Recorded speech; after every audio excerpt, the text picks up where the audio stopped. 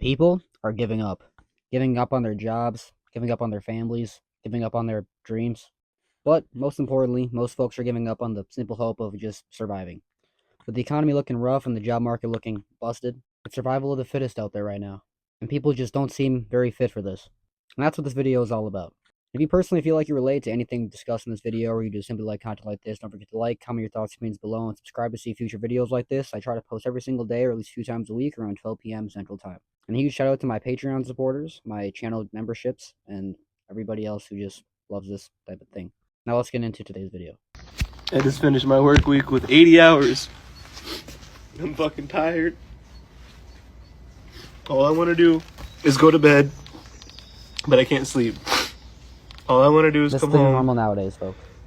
to something, and I can't. I want friends, but I can't. Like, I You got no want someone to time. know me for me, see me for me, and actually appreciate me. And This so actually broken starts even understand push that up. I might be broken, but at least I try, man. I want help. It's not Good like for I you, don't bro. want fucking help. It's hard to be open and I want honest like someone to this. talk to. It's not like I want to be alone. I want to go to work. It's not like I don't like my job, but dude, like, ain't nobody want to be at work. And then as soon as you get out of work, you want to be at work because there's no reason to be home. Like, that's how you know you're fucked, bro. That's the thing. You don't want to be at work. And when all day at work, you want to be home. But then you get home and you're like, man, I should really be at work right now. That's the American normal. It's kind of fucked up. It's pretty backwards, at least to say the least. So fucking tired. Good luck, guys. It's not normal, bruh. It's not normal. I'm gonna need everybody to snap out of it. Stop trying to make 2 incomes, 3 incomes, multiple streams of income normal. It's not. It's not. Capitalism is just winning. See, I've actually mentioned this in the past that I think it's very odd that I feel like when I was growing up, people's hobbies were like bowling or a neighborhood softball team with like the dads, or it would be like, doing some sort of community building sort of thing. Now everybody's hobby is a side hustle.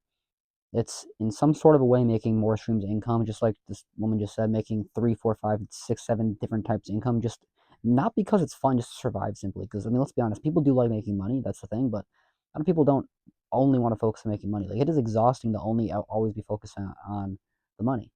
And so, unless you really do love what you're doing, which a lot of people don't, and think, God bless if you do, but it just seems kind of like a backwards concept these days, like I keep saying. Why does Gen Z feel like their life is over when they're only in their 20s? Gen Z is in a worse position than past generations were at Gen Z's age. Some people were going to war at Gen Z's age, so how are they worse off? Who cares if they can't afford a home? You don't need one anymore. You should just live with their parents until the age of 40 and stop crying because they've never been at war. Gen Z's wars in their own country, state, city, and bank accounts.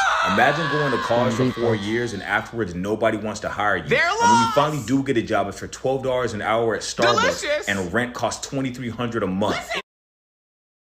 This is relatable. This is pretty much every single video on my page. You get paid $12 an hour, and the rent's $2,300 a month, and you have 3 roommates.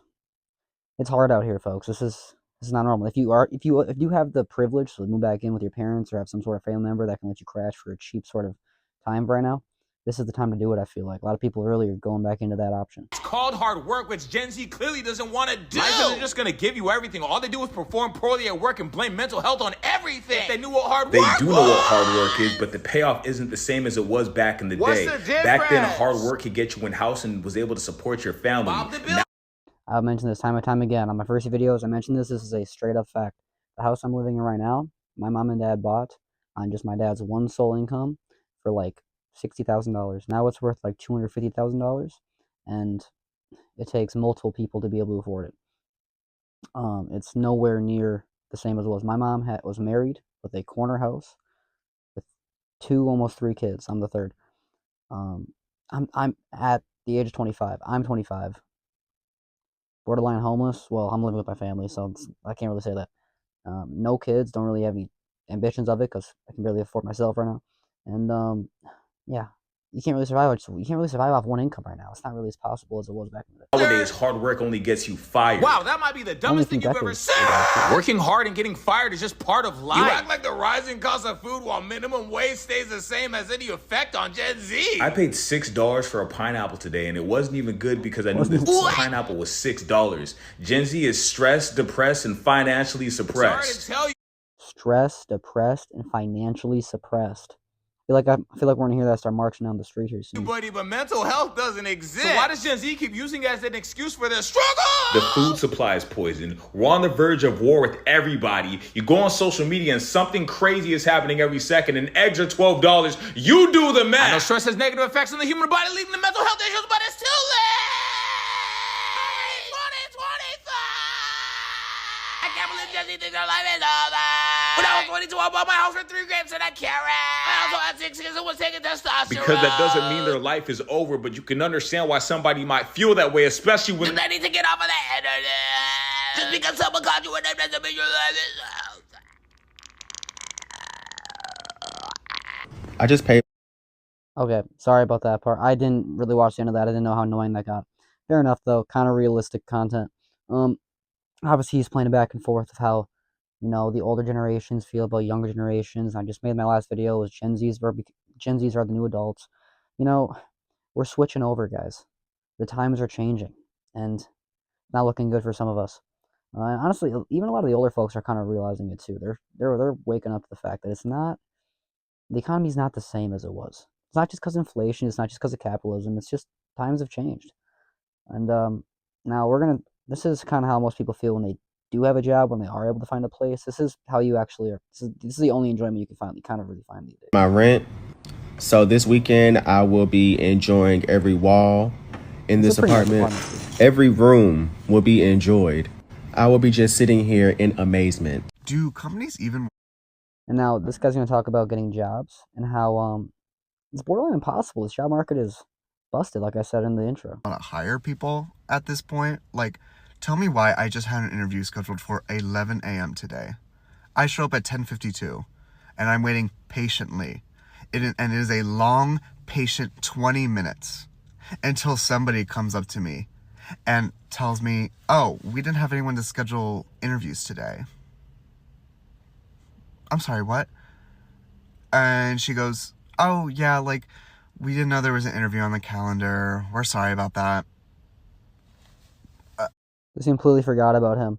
And you want to know how many different jobs, or sorry, do you know how many different job applications he probably had to go through to even get this one interview, just for him to show up and then completely brush him to the side? How devastating is that? That's really hit to not just the ego, but the livelihood of even trying to get jobs. But then again, you need to keep trying because you can't survive without money. So, it's just a rat race. It's a cycle we're in right now. I'm fucking short-circuiting because I literally don't understand how you drop the fucking ball that hard. And then you want me to take down my information and contact me later? Fuck you. No. I'm not working here. I applied, I wrote a fucking cover letter because I'm I like this job. And then you go ahead and just forget that I'm coming in? No, respectfully, fuck you. Respectfully, fuck you. No, but seriously though, I know you really can tell how shitty a job is by the interview.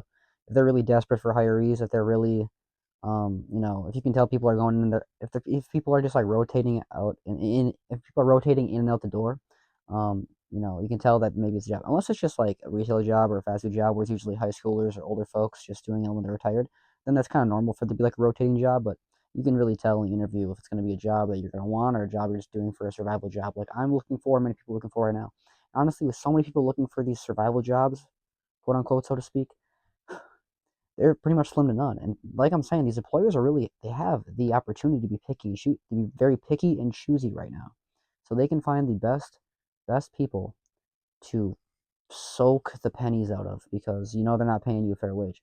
Now, I'm not saying there's no company out there that is good. Feel free to let me know down below in the comments if you guys have found any sort of jobs you had for years and years and years, or any types of jobs you actually do feel like they were pretty much reasonable. And if it's not just a manager or the whole corporation as well, I think mom and pop shops can be a lot better. So the bigger you get in let's say corporate sense, the less really meaningful your work is, and the more just a number you are. And I do kind of believe in the whole rat race thing, how I think we're kind of stuck in the matrix, but I just don't really feel like it's worth trying to change it because I don't think one person can do it. I feel like the more things talking about it, maybe we can try to all live in a way to figure it out together. But at the same time, we just got to figure out how we're moving. So I love to know your guys' thoughts and opinions. Feel free to let me know down below in the comments. I know it's struggling out there. We're all struggling. So a huge shout out to people who do support me over here. Because like I'm saying, I'm looking for jobs right now. So this content's all I got. And I really love all you guys who support me over here. Like my Patreon supporters, my channel memberships. You can see my videos early before they release to the public. And you can actually, you can message me and DM me personally through my Patreon. So lowest tier is like $3 a month. So I think it's $1 on my Patreon. I think it's $3 for a channel membership on YouTube. I'll have to check that out. But anyway, I appreciate you guys. And thanks for watching. I'll see you in the next one.